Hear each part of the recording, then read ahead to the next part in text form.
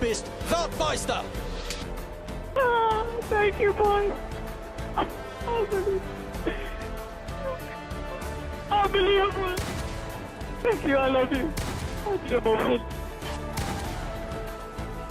2010, 4 pilotes pour un titre en arrivant à Abu Dhabi. Qui de Fernando Alonso, de Mark Webber, de Sebastian Vettel ou de Lewis Hamilton va s'imposer. 13 novembre 2010, qualification. Vettel prend la pole, Fernando Alonso est 3ème, tandis que Mark Webber est 5ème.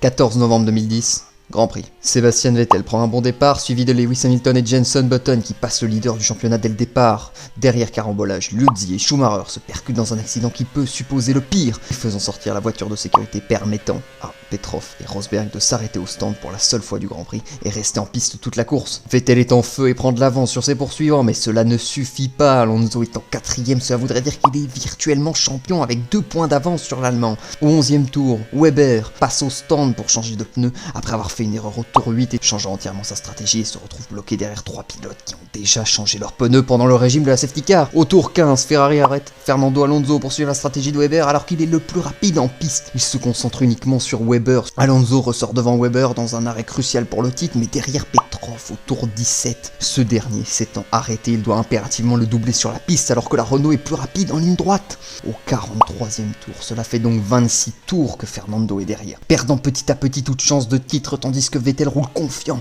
demandant même à son équipe « Est-ce que je dois aller plus vite ?» 55e tour, le dernier. Vettel est en tête, largement devant.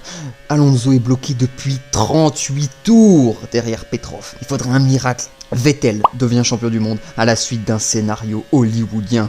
Il devient le plus jeune champion du monde de l'histoire de la Formule 1 à 23 ans et 135 jours. Mark Webber ne sera plus jamais capable de se battre pour un titre, jouant de malchance entre 2011 et 2013, de non-adaptation, ainsi qu'une incapacité à rivaliser face à son coéquipier plus jeune et auréolé du titre de champion du monde 2010. Fernando Alonso de son côté, il se battra de nouveau pour la dernière fois en 2012, avant de perdre de nouveau. Pour Alonso, la chute sera très brutale, remportant son dernier Grand Prix en 2013, quittant Ferrari en 2014 pour rejoindre McLaren entre 2015 et 2018, avant de revenir chez Alpine pour 2021 et 2022, puis en rejoignant Aston Martin depuis 2023. Lewis Hamilton, lui, mettra 4 ans avant de rejouer un titre, mais deviendra champion à 6 nouvelles reprises, devenant en quittant McLaren l'un des meilleurs pilotes de l'histoire de la Formule 1. Enfin, Sébastien Vettel entamera 4 ans de domination pure sur le sport et cette réglementation s'arrêtant en 2013 avec un record de 9 victoires consécutives. Il rejoindra Ferrari avec l'objectif de devenir champion du monde en 2015, livrant une rivalité légendaire avec Lewis Hamilton mais ne parvenant jamais,